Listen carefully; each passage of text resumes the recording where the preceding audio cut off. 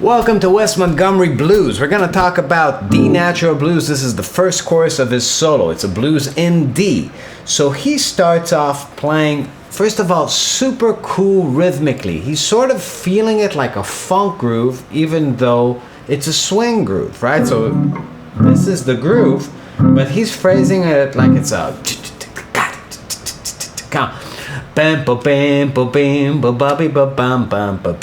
those 16th notes, straight 16th notes. It creates a lot of tension, and he's syncopating in them as opposed to playing blah blah blah blah like a lot of jazz guys would go,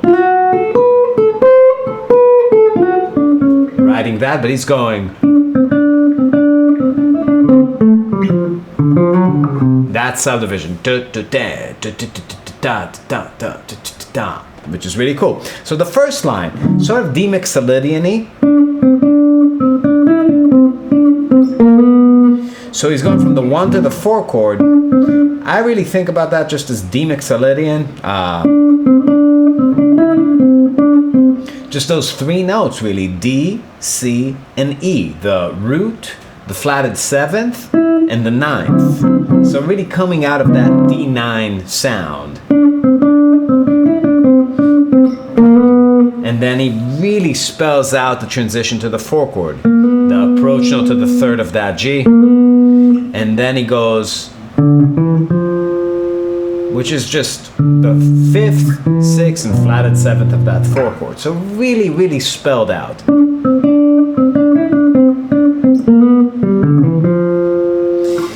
Now the next line is super cool.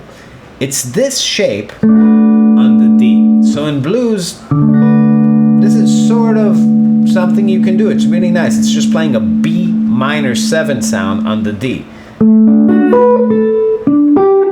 So it's really using that shape.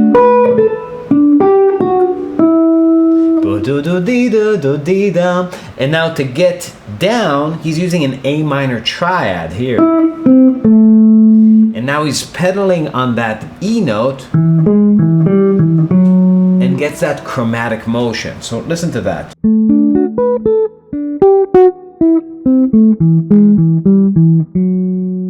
Now he's going to use that D7, a little bit altered D sound to get to the G, to create tension. So he's going to go up this arpeggio that goes 3rd, 5th, flatted 7th, root, flat 9, kind of diminished sounding, 3rd, and then he just goes.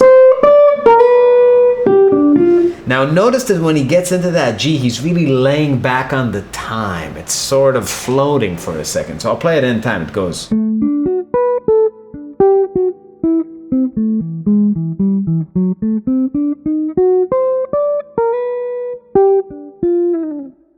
So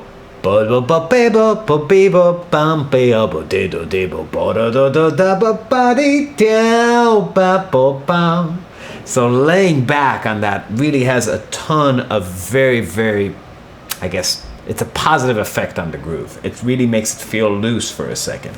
Now the last line that we're going to talk about today that he's playing is when he transitions to the 4 chord. After that, he goes.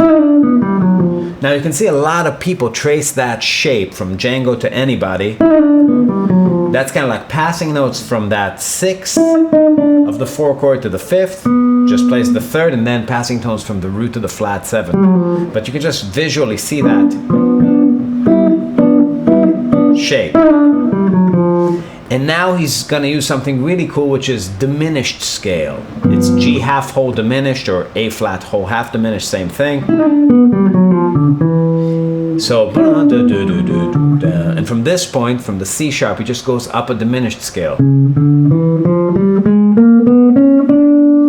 And to get out of it, he actually just plays a passing tone back into the 9th of the 1 chord. And a passing tone to the root, and ends on the 5th of that D. So that's the sound. Check this out again slowly.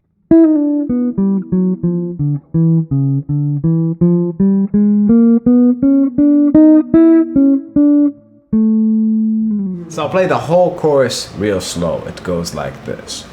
3, 4.